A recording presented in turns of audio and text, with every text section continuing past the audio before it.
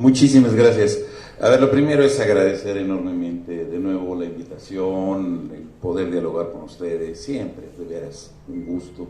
Creo que el mantener fuerzas que planteen una lógica en serio, agrupada para una mayor equidad en este país y para hablar de derechos, creo que es fundamental. Y entonces el mantenerse en eso es básico. Igual a todos los compañeros que en lo individual se me acercaron para invitar, para participar, pues sí, de veras se siente muy muy bonito el poder tener este chance. Un segundo punto de entrada que quisiera señalar es, a ver, hay informaciones distintas, hay egos, hay posiciones diferentes que podemos tener, pero en este caso lo que me llama la atención es que en lo sustantivo estamos completamente de acuerdo. Y eso quiere decir que hay muchas broncas que no se están resolviendo. Hay una serie de cuestiones, ¿ya se escucha mejor? Sí. Que no se están resolviendo y que son fundamentales. A ver, yo quisiera empezar también agradeciendo una lógica social y solidaria aquí de Bernardo, que me presta los lentes porque si no, no podría echar el rollo. Se me olvidaron. Y tratar de comenzar a hablar de qué estamos hablando a la hora de referirnos a estado de bienestar. Primero, derechos sociales. Cuando hablamos de estado de bienestar no es estar hablando de gobierno de bienestar, sino estado en el sentido del conjunto de las personas que estamos constituyendo esa sociedad. O sea, no es una responsabilidad puramente gubernamental. ¿Y de dónde viene ese derecho social? Pues si nosotros nos vemos a las lecturas de Marx o nos ponemos a ver las lecturas de todo lo que es la historia del siglo XVII, XVIII, estamos hablando de la formación de un capitalismo salvaje denominado de libre competencia absolutamente atroz. A partir de ello, siglos XVIII, los movimientos budistas, en la Revolución Industrial en Inglaterra, comienzan a formarse los sindicatos en defensa de derechos individuales. Después, con la lógica fundamentalmente del marxismo, pasamos de una transición enorme, de la búsqueda de derechos individuales a la lógica de derechos sociales, lo cual implica una lógica institucional, justamente lo que está cuestionando Bernardo. Frente a eso, tuvimos formas de transmisión, no de derechos, sino de favores de algunos gobiernos con la búsqueda de poder tener el control del poder, concretamente Napoleón III en Francia. En el 18 Brumario de Marx, ahí aparece justo muy claramente este proceso.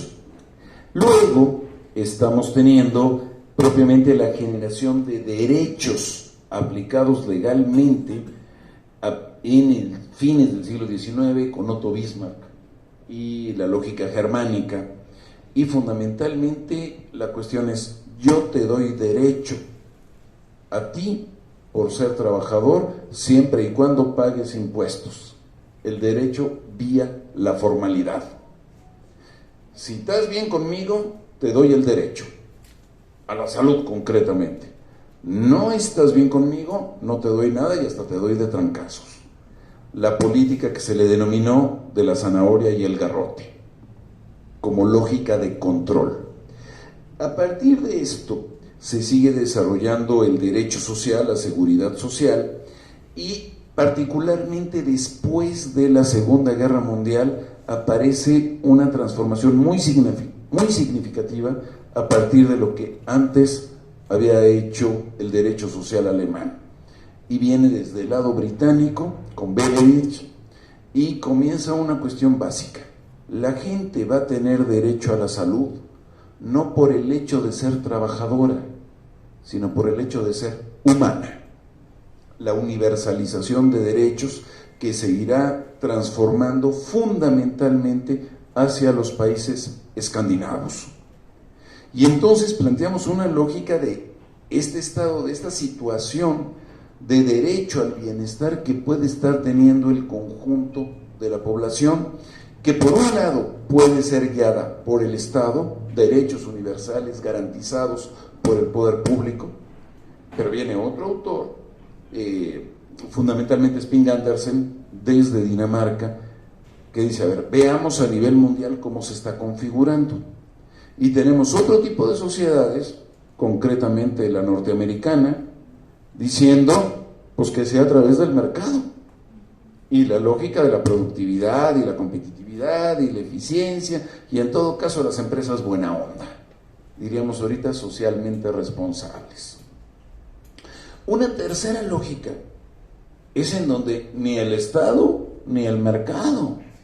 Y entonces, ¿a quién le queda? Pues a las familias, a las casas. Entonces, ¿quién garantiza el bienestar? Pues yo garantizo el de mis hijos y cada quien que se rasque por sus uñas. Y esta lógica familiarista es la que predomina en la mayor parte del mundo, sobre todo si no se tiene un Estado con poder y no se tienen los recursos económicos suficientes. Nosotros estamos en lo que un investigador de la UDG, Carlos Barba, denomina residualista, pues, es decir, tiene un pedacito de un lado, un pedacito del otro, y pues por ahí le vamos componiendo a partir de retazos. Ahora, si queremos hablar de este estado de bienestar, ¿cuáles serían las condiciones básicas? Primero, que haya una normatividad. Y efectivamente México ha ido construyendo la normatividad, como dice Bernardo, desde el 17. Pero ahí tenemos un problema que otro profesor de ahí de CUSEA, Jordi Planas, decía alguna vez en una conferencia, y él se refería a España, pero pues era, dile a Chana para que entienda Juana, decía, en España somos un estado buduista, adorador del vudú. Ay, pues ¿cómo está eso? De que adorador del vudú. Sí, el vudú es un muñequito al que le ponemos unos alfileres y creemos que el que creemos que representa el muñequito se va a morir. En España lo que hacemos es escribir una ley y pensamos que porque escribimos una ley eso se va a cumplir. Es la misma lógica. No basta con tener una ley, aunque sea básico tener una ley. Desde 1917 viene un derecho del trabajo extraordinario, con Francisco J. Mújica, el artículo 123, pero toda la década de los 20, del siglo XX, fue de una represión brutal contra los trabajadores. Y no tenemos una ley federal del trabajo sino hasta 1929.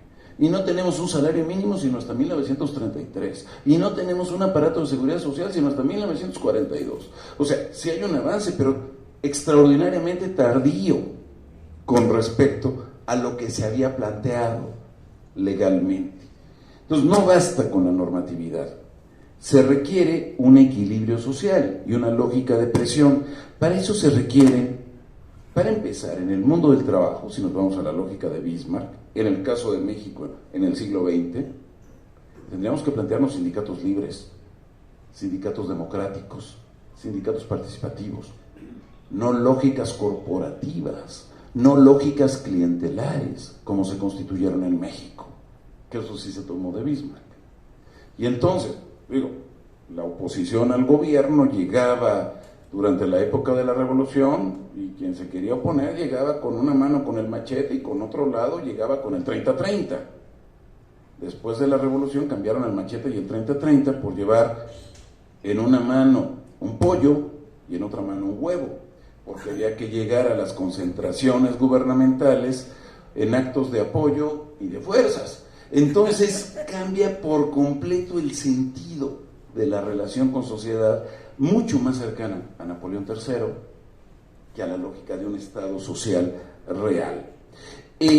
Luego tuvimos efectivamente una lógica, digamos, de estrategias de desarrollo, política económica, políticas públicas, que son condiciones básicas para poder hacerlo. Tenemos verdaderamente una estrategia de desarrollo en el sentido amplio, no acciones tácticas puntuales, una estrategia de conjunto que nos lleve a un estado de bienestar. Desgraciadamente estoy totalmente de acuerdo con Bernardo, no existe, ni se está construyendo. Existen apoyos puntuales. ¿Existe una política económica? No, porque para que exista una política económica al respecto, tendría que haber una lógica coincidente con este planteamiento social, no lo hay.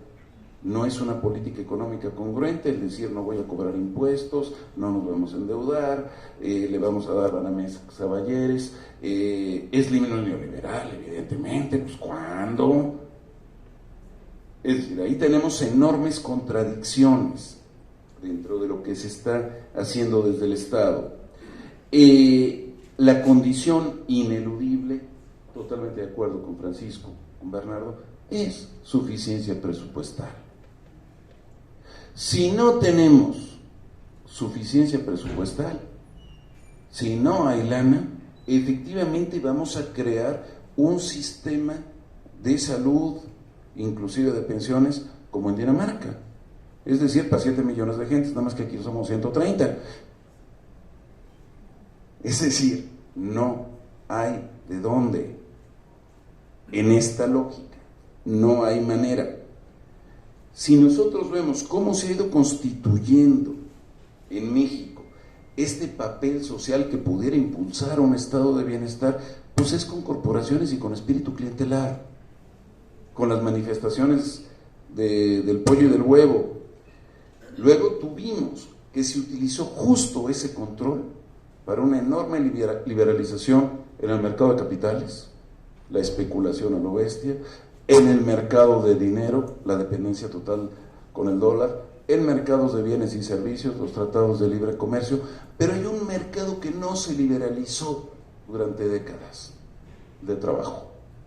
La reforma de la Ley Federal del Trabajo viene hasta el 2012 en el sentido de liberalización, es decir, básicamente 40 años después de que inició el proceso de liberalización general. ¿Por qué durante 40 años no se liberalizó?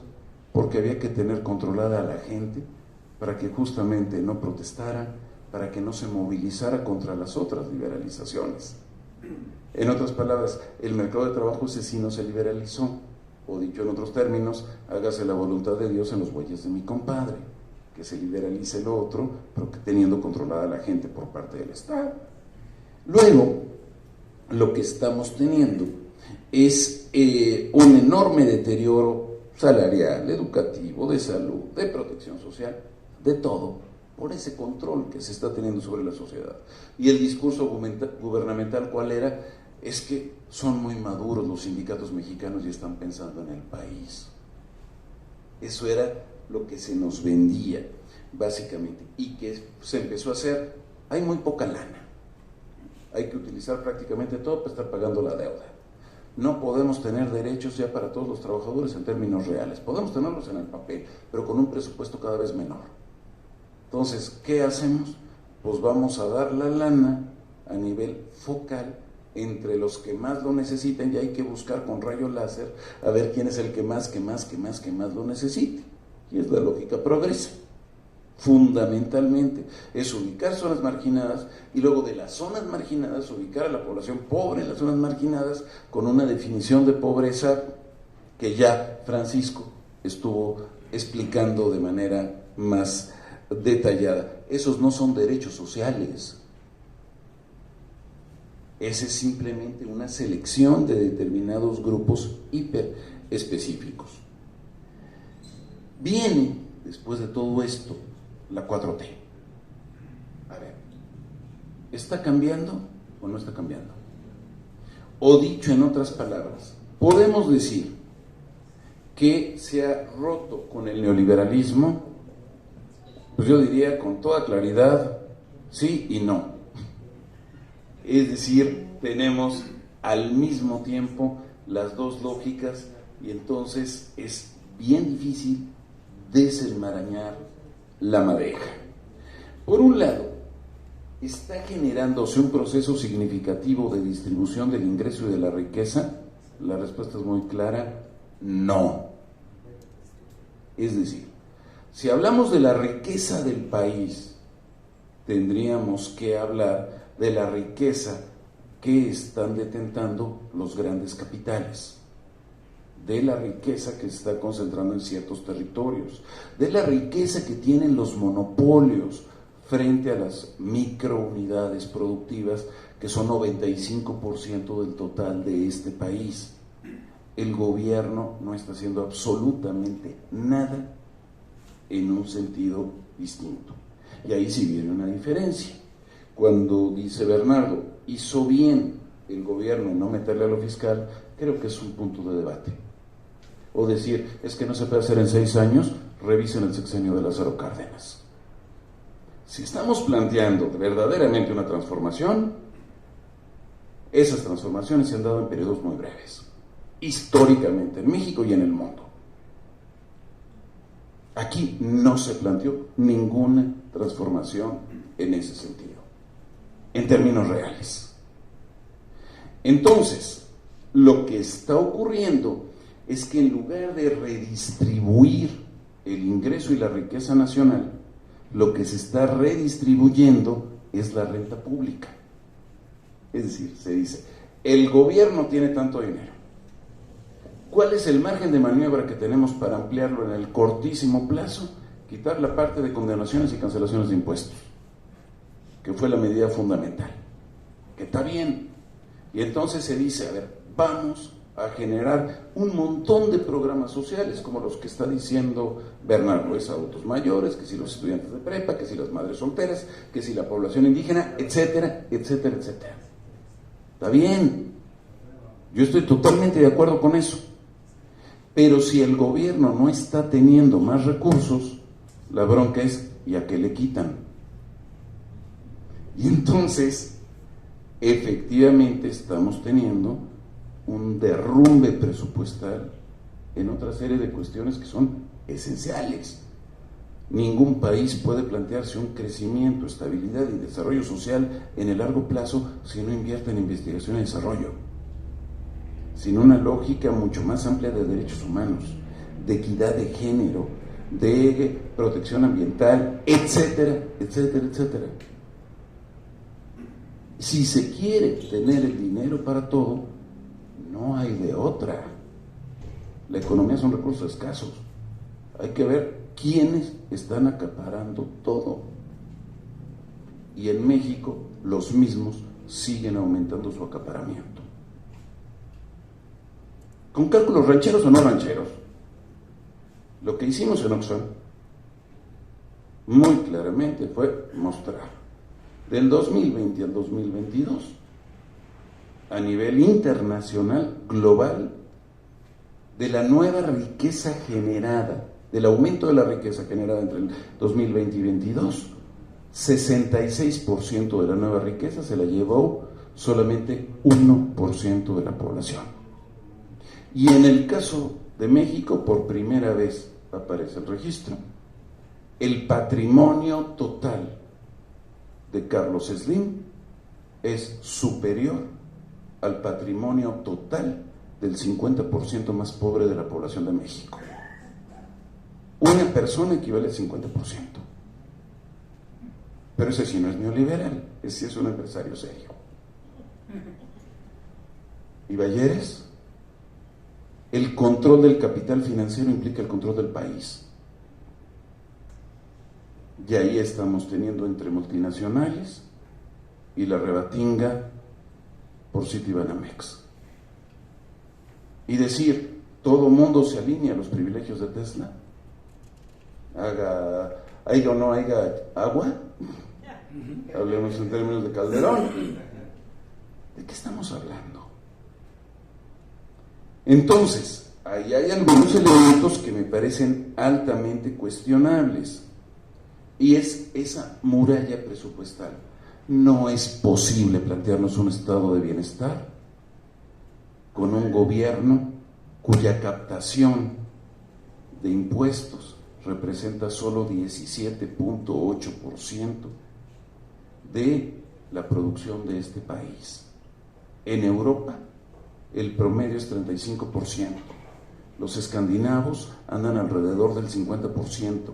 En Estados Unidos anda por el 27%. El promedio de América Latina es del 21%. ¿Y no podemos hacer nada? ¿Por qué se dice no podemos hacer nada? Fundamentalmente se dice porque si intentáramos en México eso, mañana tendríamos, gracias, una inminente devaluación y tendríamos la tortilla a 50 pesos. Y efectivamente, el poder en México está en el capital financiero.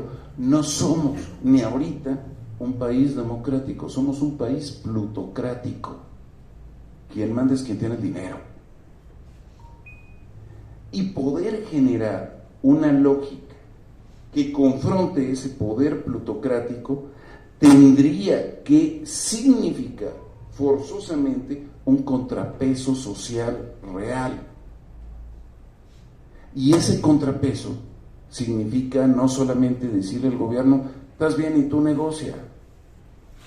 Significa que hay una presión para decirle, no, tú no estás haciendo todo lo que te toca en una lógica de transformación real. Necesitamos construir una oposición real, no en el sentido de lo que maneja Coparmex o de lo que manejan las grandes corporaciones empresariales, o Loret de Mola, o Televisa, o Salinas Pliego. Una oposición en el sentido opuesto. Y no lo estamos haciendo. Ahí como sociedad nos está faltando.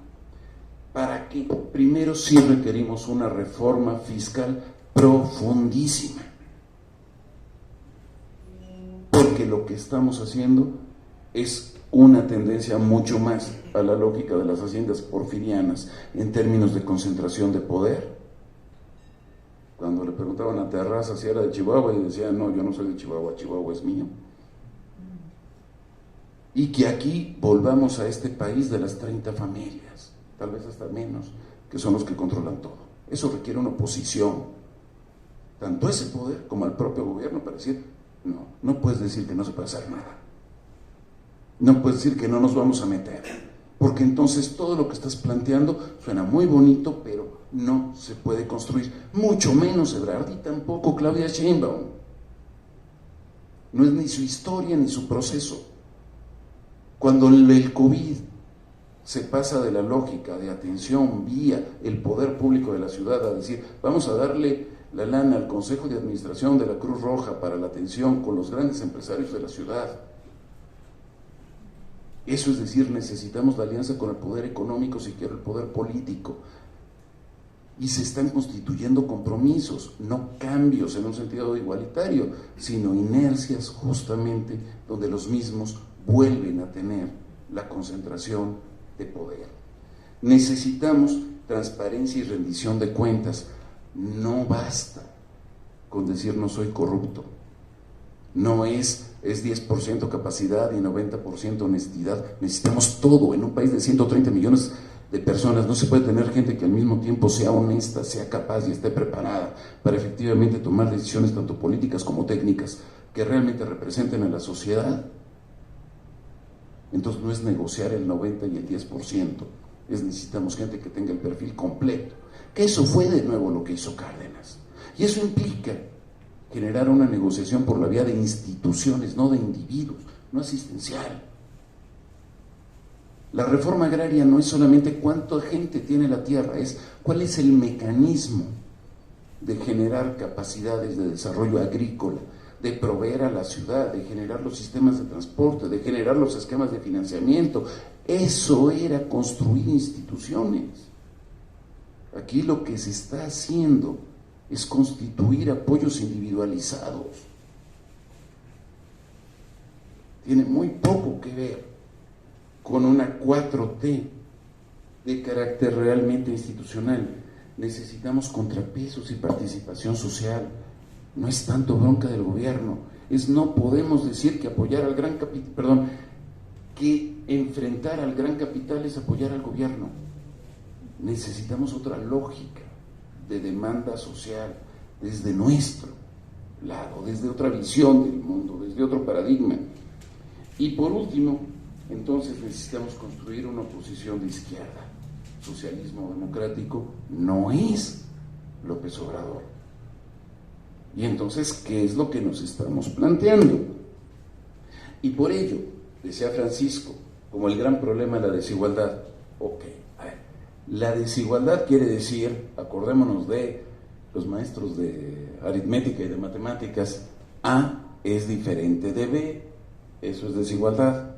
Si A es diferente de B, El problema no es de A ni es de B, el problema es de la relación entre A y B. Entonces no es exactamente de pobreza, sino también es de extrema riqueza. ¿Qué estamos haciendo en términos de confrontar la desigualdad desde los dos lados? Y no solamente desde el de los pobres. Y la cuestión que también decía Francisco, y que se sacó Fernando Cortés de Colegio de México desde los 90, desde el libro del 96. El gran problema de la encuesta de ingreso-gasto de los hogares es que es una encuesta trunca. No podemos sacar la información ni de los más pobres ni de los más ricos. De los más pobres porque habría que levantar la encuesta cuando menos en 58 lenguas indígenas. De los más ricos porque es punto menos que imposible llegar a Slim. Y si se llegara, ni siquiera él auténticamente podría saber cuánto ganó en los últimos 3 meses. Es decir, no podemos, la gente que verdaderamente tiene el poder económico no puede estar en las encuestas por simple cuestión estadística. En el caso de lo que saca Oxfam es descubrir eso. ¿Y cuál es la metodología de Oxfam? Básicamente es el estudio del capital en el siglo XXI, del 2012 de Piketty, que recupera en el 2015, 2016 en aspectos fundamentales y que se va reproduciendo finalmente en elementos distintos de desigualdad hasta ahora. Y si decimos que Piketty hizo el cálculo ranchero de cuánto se lleva el decil 10 sobre los demás, pues es que efectivamente necesitamos tener una lógica pedagógica hacia el conjunto de la sociedad, que permita decir hasta dónde es imposible seguir con esta lógica, digamos, frívola que se maneja políticamente. No se trata simplemente de cobrar lo que debían las empresas, se trata de cobrar la responsabilidad de todos los privilegios que han acumulado durante décadas y siglos. Solamente así podemos construir un país diferente. Y en suma, a ver, si decimos queremos crecer o desarrollarnos de otra manera, efectivamente del 82 al 2018 se creció apenas 2%. No, pero ya cambiamos, ya pasamos el umbral, ahora ya es menos del 2%, porque con lo que ha habido a partir de la pandemia ya no llegamos al 2%, si el cálculo lo extrapolamos hasta el 2022. Entonces, me parece que poder enfrentar la hiperconcentración de la riqueza implica 2 demandas fundamentales.